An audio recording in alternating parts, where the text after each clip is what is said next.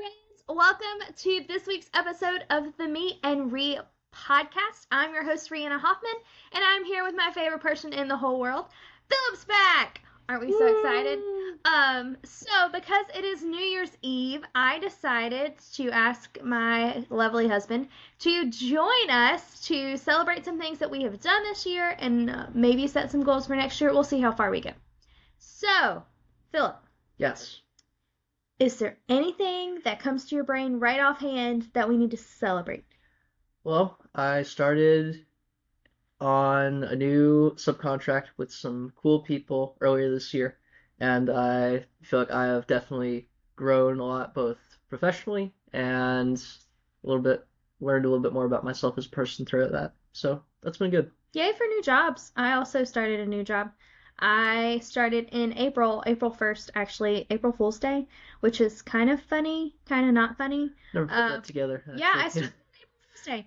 At Zoe Freedom Center, I am their volunteer coordinator and their assistant to the executive director / anything else girl. So I started there April 1st. That was a fun story because I wasn't supposed to be working there at all. I stopped teaching last year. Signed on to work at the church last year. We started ESL, English as a Second Language, at the church last year. And then in March, we had a mission team from my home church come up, and I got to lead them around Fredericksburg, which was so fun. I so enjoyed that. It makes my camp heart very happy. And I was serving at Zoe Freedom Center, who's one of our local nonprofit partners at Impact. And I volunteer there all the time, and they were looking for a volunteer coordinator, and I walked in, and they're like, hey, can you send us your resume? I was like, yeah, let me go write a resume for something that's not teaching. Totally. Turned in my resume, interviewed, and she's like, can you start on Monday? And I got home, and I walked in, and I handed Philip my job description and said, so I interviewed for this job today, and she already called me and wants to know if I can start on Monday. Is that okay? Cool. And he's like, sure. Granted, we didn't know what all that entailed, did we, Philip?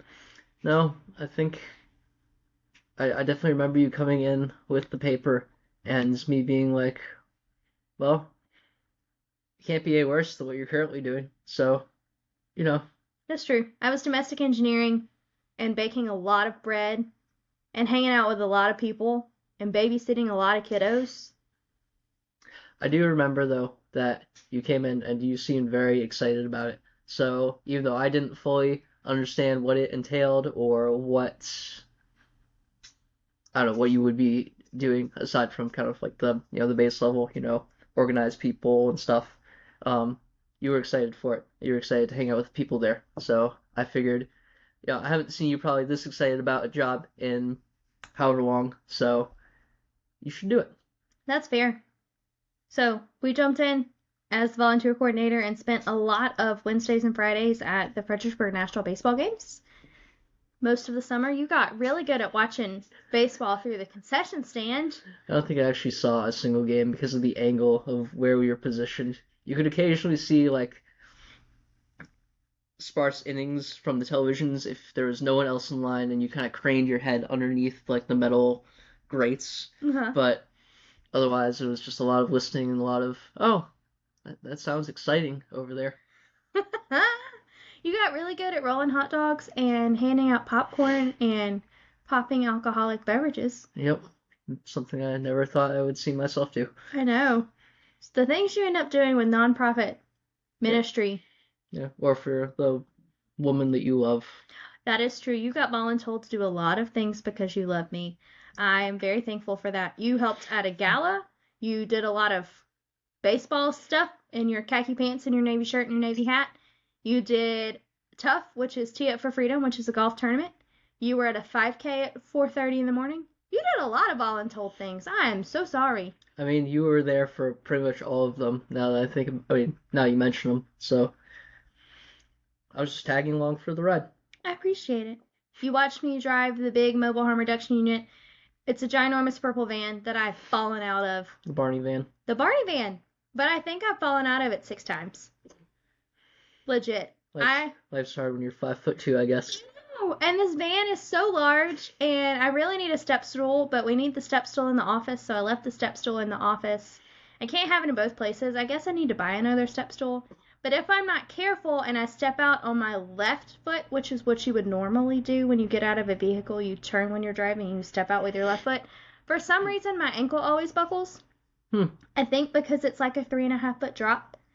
And so I have not ended up on the asphalt yet, but I have definitely gingerly walked away from the Barney colored van, walking back in to our office or to whatever I am serving at as I'm chunking tables and cases of water and boxes of Narcan, all kinds of stuff. But yeah, we definitely did not think a year ago that we would be doing all this, did we?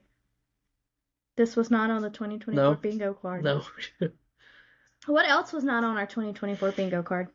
I don't know.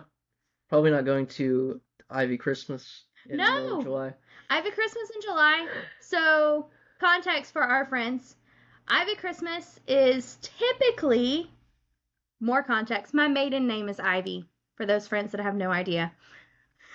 Didn't think I'd ever have to explain that, but I guess Your that family, is basically. what happens when you get married. So, Ivy Christmas typically happens the first weekend in December. We go to one of my dad's aunts, uncles, or his parents' house, and we play games, we eat food, we pass out Christmas presents. So much fun. Well, we all got old and became grown-ups and got married, and some people had children. And the first weekend in December is a really busy weekend typically. You have Christmas parades, informals and informals if you're in college, and you have other things that are taking precedent, soccer games. So they decided to move Ivy Christmas to the summer, which this year happened to be the 4th of July. So my grandmother told me probably last February or March, hey, we're having Ivy Christmas in July. Can you come? And I was like, let's see when the 4th of July is. So it so happened that the 4th of July was on a Thursday, which meant we both had Thursday off, so we only had to take off Friday. So we flew down to Mississippi to meet my parents, and then we all drove to the Mississippi Gulf Coast to do Ivy Christmas without the Christmas presents. And it was 100 degrees, and it was hot, and we played a lot of cards. It was interesting, yeah. Christmas in July was definitely a thing. That happened. Yeah. It was fun, though. It did. You made more friends with my family than I had friends in my family. Ivy Christmas I don't know about that. is very extended family. So my immediate family, I'm a triplet. Fun fact, we're all married. So there's 8 of us, and then my dad has 5 siblings, and all of them, most of them are married and have children who are married.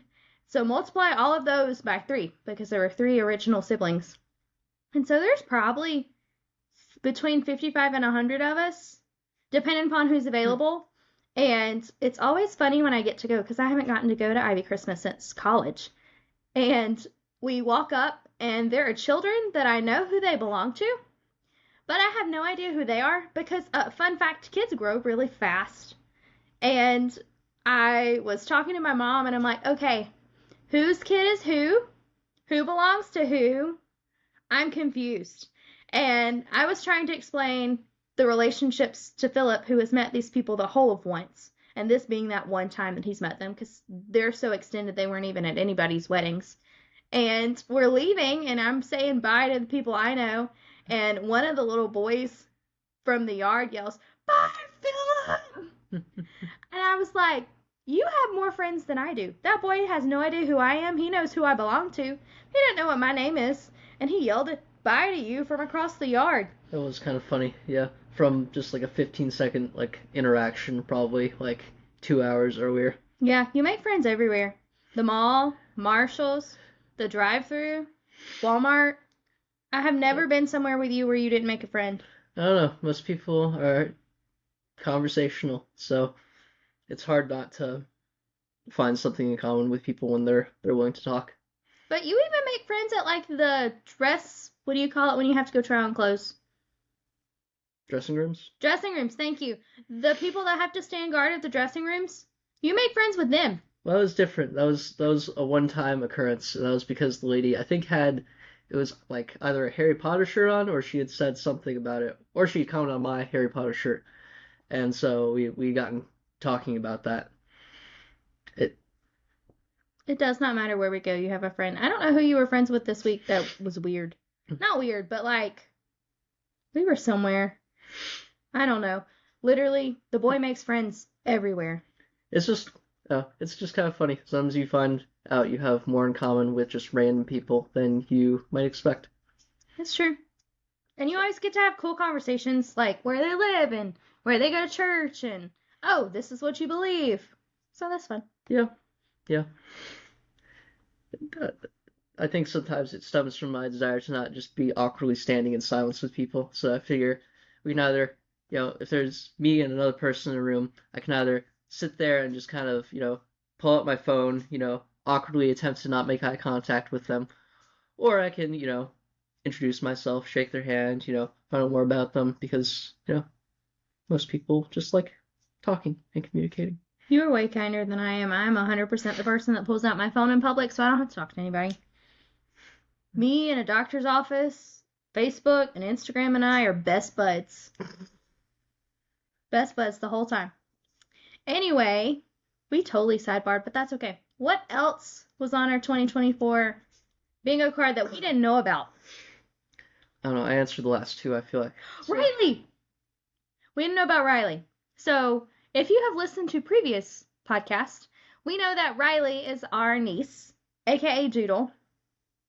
And we found out about Doodle in January.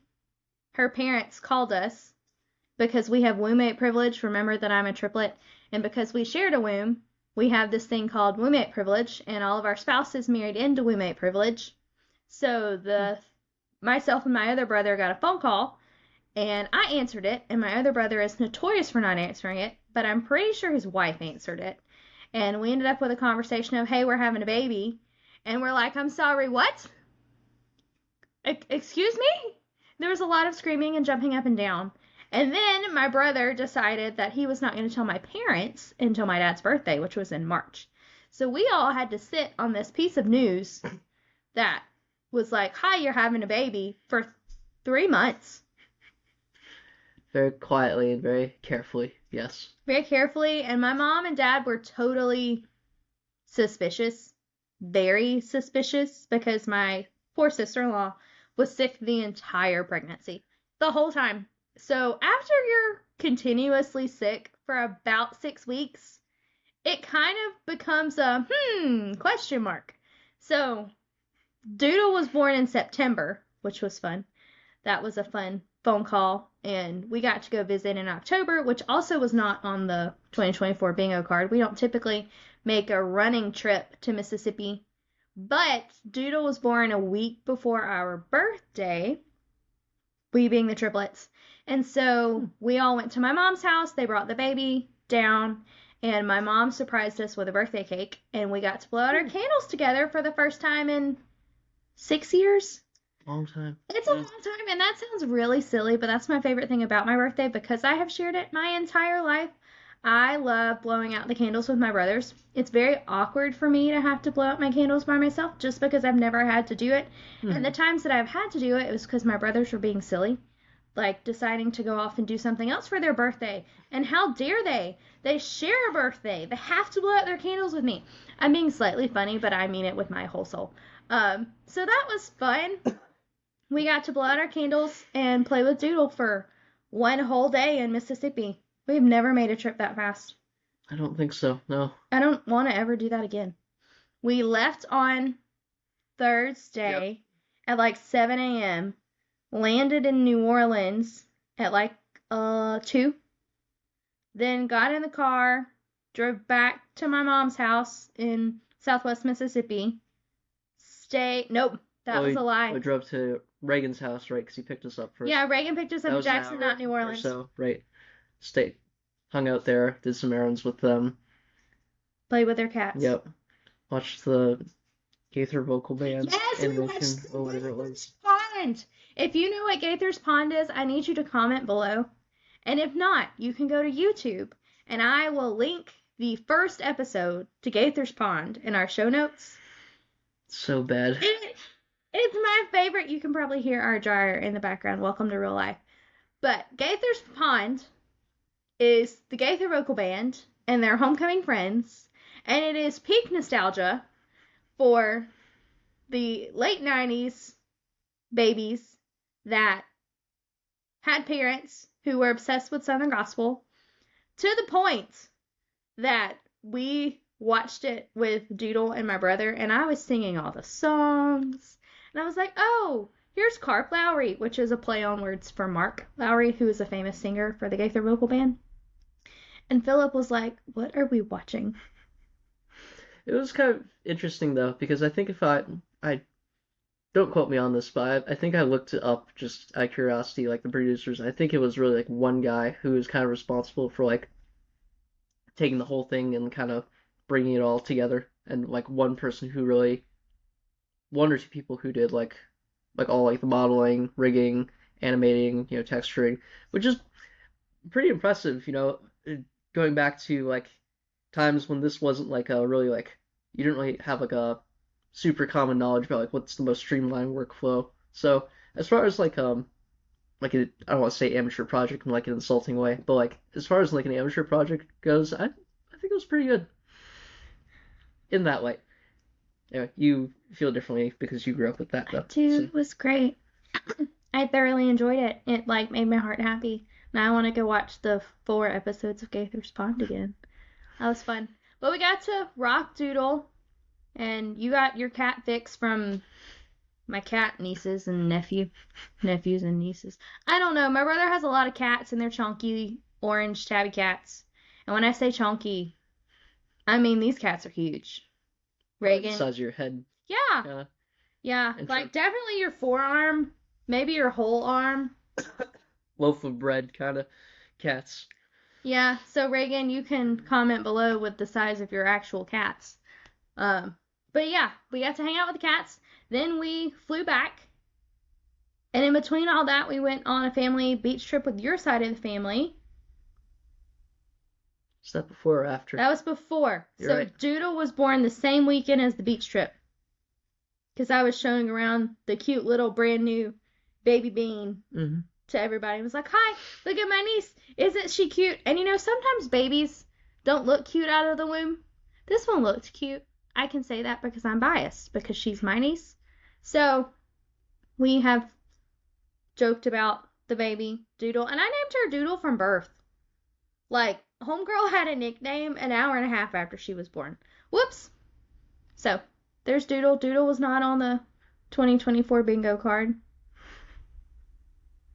Yeah. We went on a few trips. We went to a wedding. One of our friends got married. Yep. That was fun. That was fun. That was for Thanksgiving. We did Thanksgiving with your mom and your dad and your mini siblings. And your grandparents came down and they brought New York bagels. Praise the lamb. Those were good. Those were so good. Something about the water in New York just makes them undeniably delicious. I don't know. I'd never had a New York bagel, before I married into your family. And now we get them every time your grandparents come down. And when I say we get them, I need you to imagine a garbage bag filled with bagels. Huh, that makes it sound almost unappealing, but right. It's not just like a plastic bag. It's a plastic bag around a large paper bag or two paper bags that then have each probably about 10 to 15 bagels in them because paper makes them taste better. Oh, does paper make them taste better? In my personal opinion, I think it seals the flavor in a little differently than you get with plastic, but that's beside the point. The point is New York bagels are good. New York bagels are delicious. I am now going to look up paper versus plastic when it comes to New York bagels. They also put butter on their bagels, which I thought was weird. My whole family, the handful of times we got grocery store bagels, we put cream cheese on them. So cream cheese Okay. versus butter. That's going to be Okay. our poll for this week.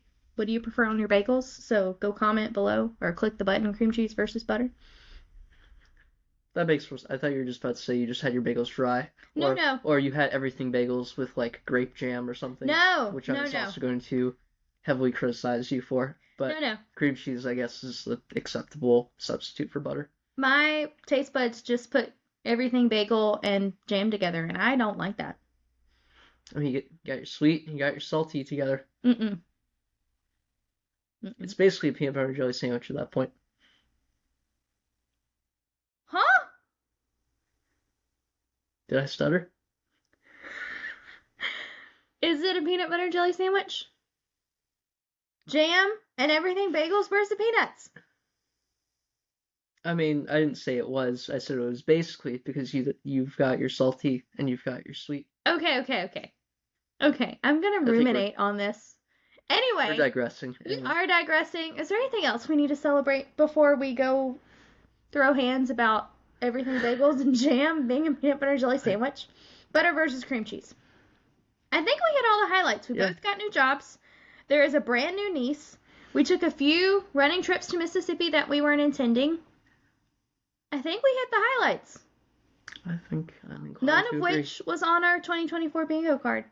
There is currently one thing on the 2025 bingo card, and it's a wedding in June.